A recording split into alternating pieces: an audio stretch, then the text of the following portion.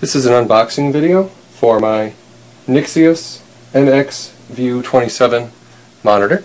It's a 2560 by 1440 monitor, and this is how it looks as shipped from UPS. It arrived yesterday, Thursday, August 30th at my house with a loud thump that my family heard as the UPS guy literally dropped it on my front step. So we'll have to see how this went. I'll know soon enough. A little bit of damage to the box there, but it's double boxed and I see bubble wrap, so that's a good sign. It's probably no big deal.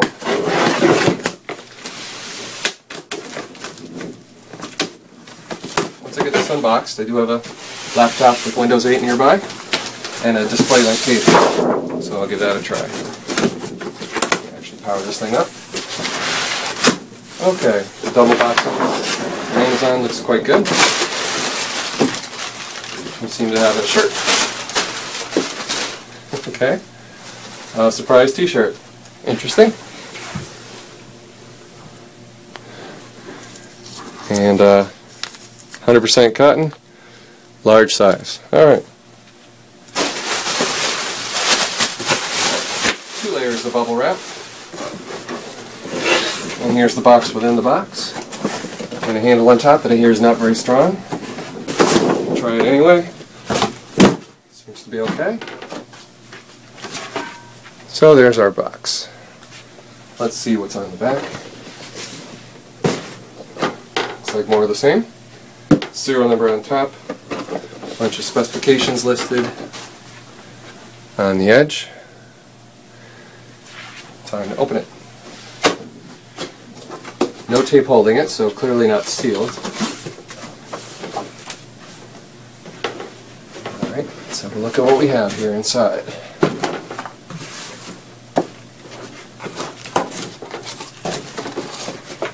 Clearly labeled.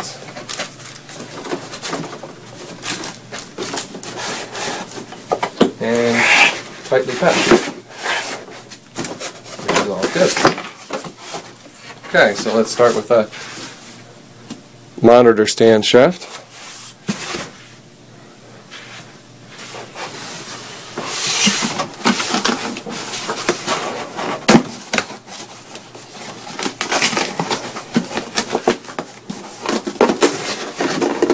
Some very sticky goo on the box.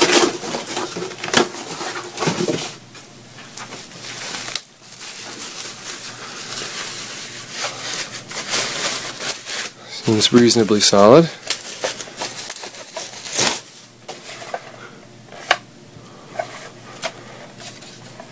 Tilt and slides up and down with quite a strong spring in there as a counterweight. Alright, let's just set that aside and let's move the boxing materials out of the way as I go. Next, monitor stand plate, power cord, DVI cable, and audio cable. My laptop does not have DVI directly out, nor does it support this resolution with DVI, so I had to buy myself a display link cable. In my case, 15 feet is what I needed. Here's the base.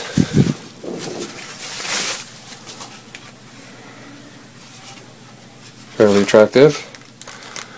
Rubberized feet, and appropriate screws handy.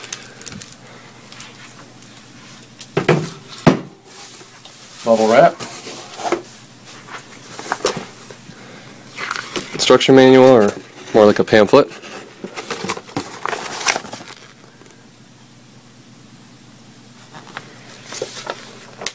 Open on-screen display overview, and that's it. That's the whole manual. Okay. Appropriate US power cord. Stereo mini on both ends for an audio cable, which I'm not going to use, and what looks like a 6-foot DVI cable.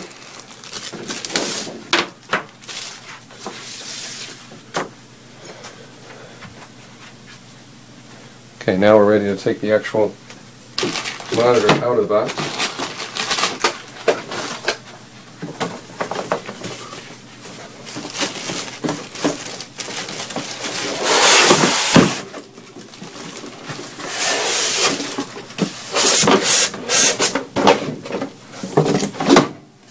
inside the box, and there's another box inside the box. It's at the bottom.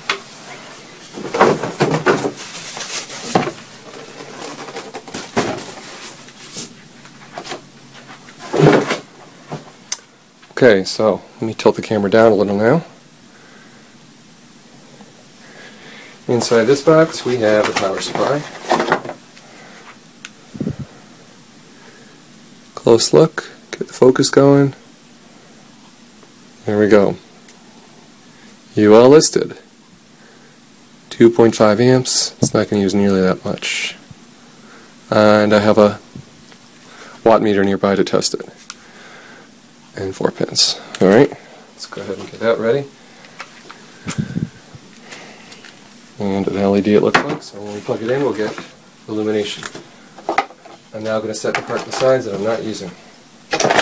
Setting apart the parts that I'm not using. Alright. Let's get the monitor and stand out. Anything special about snapping the stand in place? I don't think so. Let's get focused. There we go. In fact, the instructions don't even talk about that. Alright, so I'm just going to go ahead and do it.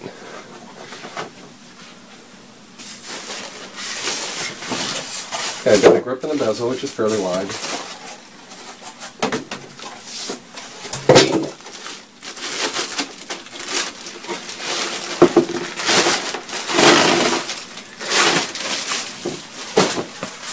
Okay, a nice protective film in the whole front. The whole face is well protected.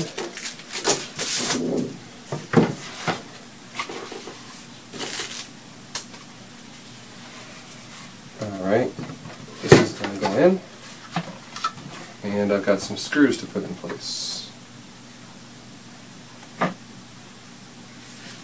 There we go. There's a pin, so it lines up perfectly. 1, 2, 3, 4 screws. That's going to be a little boring to watch me put those in. So I'm going to go ahead and probably speed up that portion of the video significantly.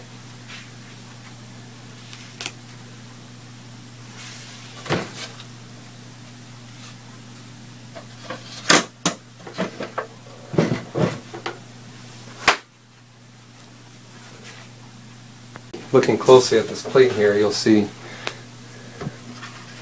that there's pins to hold it in place. Make sure you have it pivoted properly. And then obviously we're going to want to use these rounded short screws to fasten it. So I'm going to work on that now.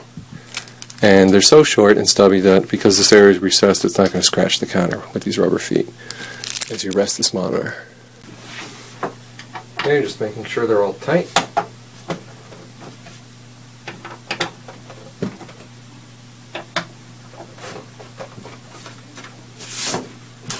Good. We're going to need the next 4 screws to mount the monitor to this plate.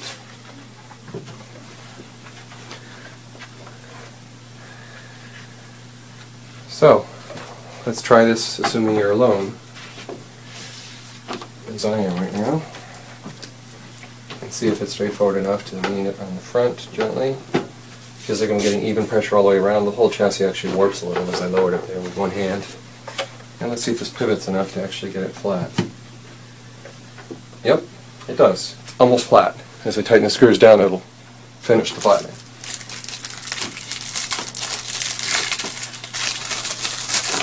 I'll just leave the camera rolling and speed up this section of the footage.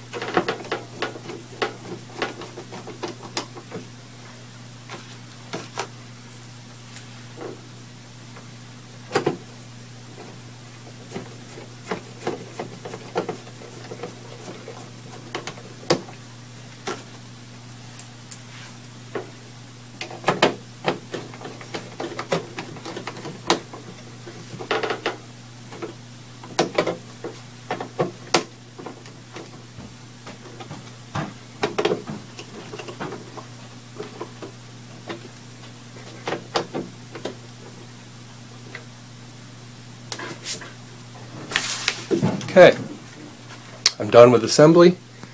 Now I'm ready to tilt the unit into an operating position. Before I do that, I'm going to go ahead and attach the cable since it's nice and easy to see right now. This is a 15-foot cable. I'm sure most people would get away with a 6-foot cable. This is actually a cheap Amazon purchase as well.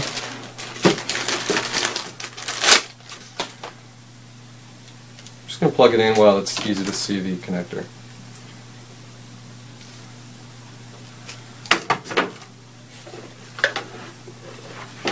Let's see the connector types on the back, excuse me, on the bottom. DC on the left, DVI, HDMI, VGA, and then tucked underneath DisplayPort, which says DP.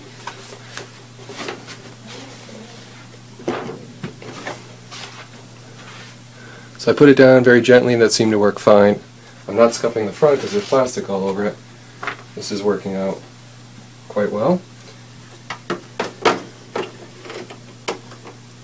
Okay, now because it's DisplayPort, it's keyed with a certain angle, the cutoff, and when we stick it in we should get a nice lock, like clicking sound.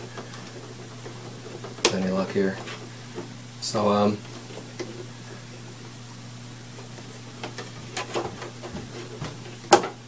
okay, interesting to note that the way they've put it, you can't actually push the button with your finger. Let me explain. Very gently. Okay. You'll see how it's keyed to one angle, excuse me, to one position for pushing your thumb and releasing it. Well, in this case, this thumb pusher area is actually facing down, so you can't reach in there. So to ever take that cable off, I'll have to do something like get a screwdriver under there and pop it that way.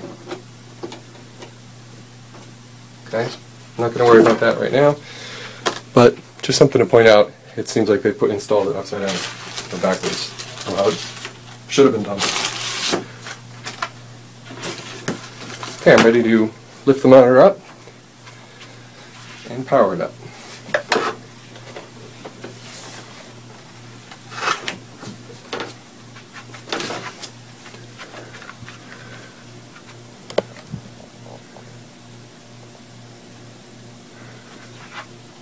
Okay, we're going to need to get things situated so you can see them well on camera.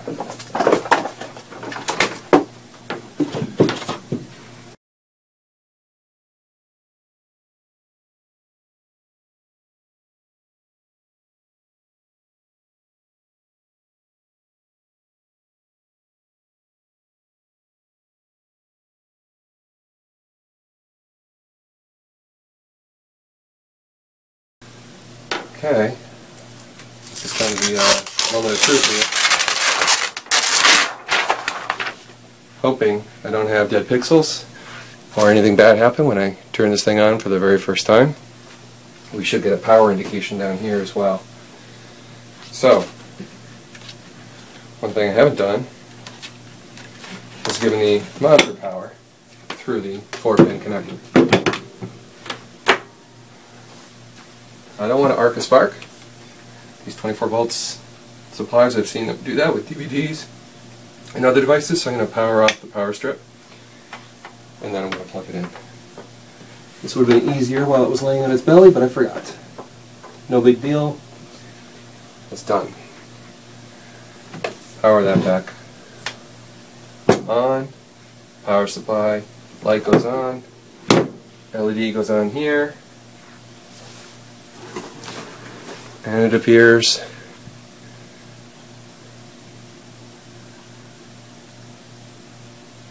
that not much is happening.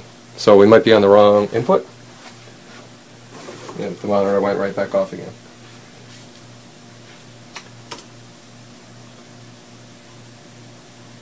So what are my options? Let me try pushing power. Okay. And we are at 5 watts right now in this black mode. Now we jump to 62 watts. Very nice. Same as the QNIX before it.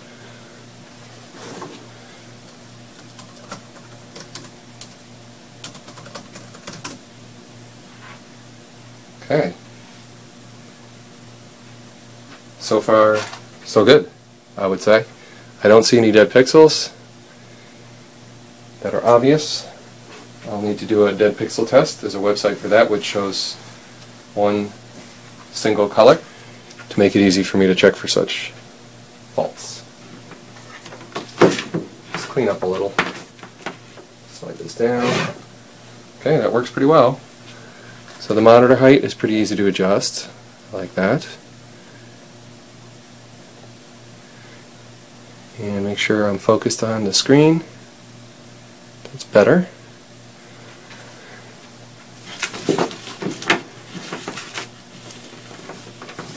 Alright. Do something a little different with the resolution. Okay, the monitor layout is actually correct. That's kind of a surprise.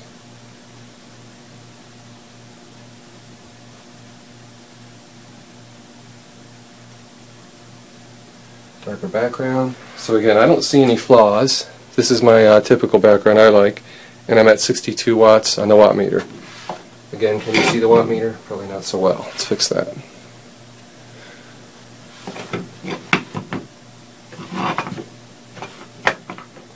I don't have enough direct light right on there. Okay, now you can see it, 62. Let's try putting the laptop to sleep. 57 watts, 28 watts, 5 watts, 6 watts. Wow, is it really 5 watt standby? Well, it's still showing green, it hasn't actually turned off yet. Now it's saying no signal. I think now it's going to truly go to sleep. And it did. The LED turned red. And now we're at 0. So it's something less than half a watt because it's rounding off to 0. Let's wake up the laptop again. Red light on the corner of the monitor became green. Okay, this is a good screen for me to check for flaws, for obvious pixels missing, and I don't see any. That's good. I don't think there's any real reason to push the auto button. It says DP, so it's automatically choosing the right input. And if I oh, okay, it looks like until we log in we don't get the dual screen. That's normal behavior. Okay, now we get dual monitors.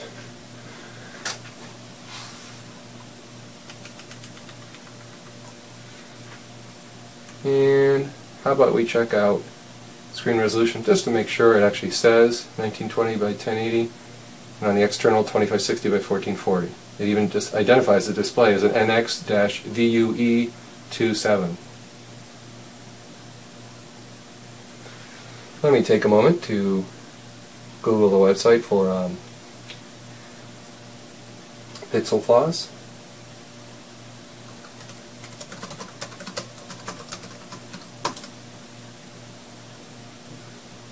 Okay, it's called LCD Dead Pixel Test Backgrounds. Go into full screen mode, hitting F11. We now have a nice white screen with nothing else on it. Take a look.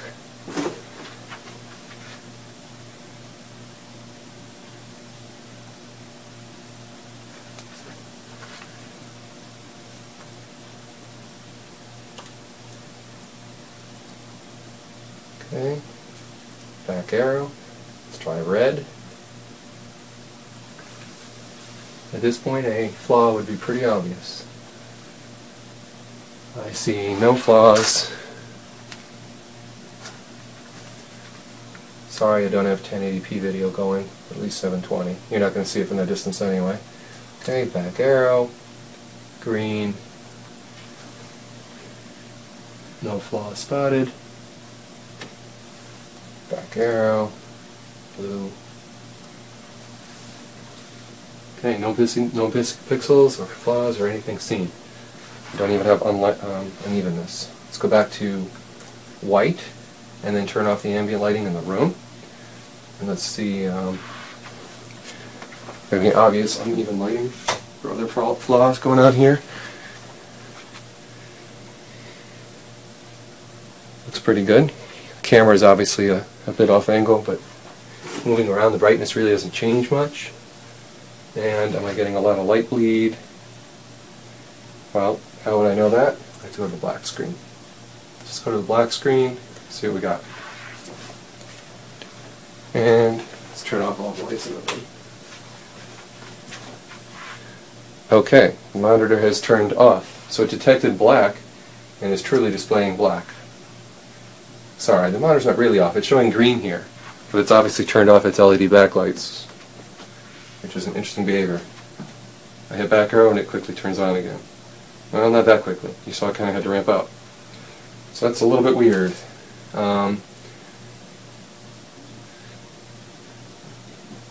So, I don't know, maybe the backlight will turn off. So when I go to install a program and everything blanks out and it asks you to set, user access control, I wonder if that's going to give me a problem. On a QNIX monitor, it is kind of annoying. I would have some problems with that where it would kind of briefly kind of blank out. So let's try and install it here, which is going to ask me, do you want to give permission to install? Okay. My monitor did not turn off. So that's good. On the QNIX I wasn't really sure the reason for that anyway, but it was occasionally, when everything goes gray like this, briefly turning off the monitor back on, and making sort of a sound or a clicking noise as if the speakers were trying to put something out, but there is no audio. I've got nothing hooked up to this. So I think that's about all I wanted to show. On-screen menu, buttons, button on the right turns it off. Yes, let's see if it handles turning on and off automatically. In other words, laptop stays on, external display is showing. Good. I want to see if, when my power strip is off when I leave the room, I just turn off all three of my monitors, like this. Laptop detected that. Okay. Let me get the speakers up on this so you can hear the detection. So now we want to simulate when we walk back in the room, turn on the power supply. Does my monitor go on, or do I have to reach for the power button on the monitor? Or say we're in a kiosk, does the monitor automatically go on? And it appears the answer is yes. The monitor seems to detect the video input source and automatically is sprung to life. So there you have it. That's a wrap for my quick overview of this monitor. The Nixeus 27-inch 2560 by 1440 monitor, IPS display. Thank you for watching. Hopefully you found this video helpful.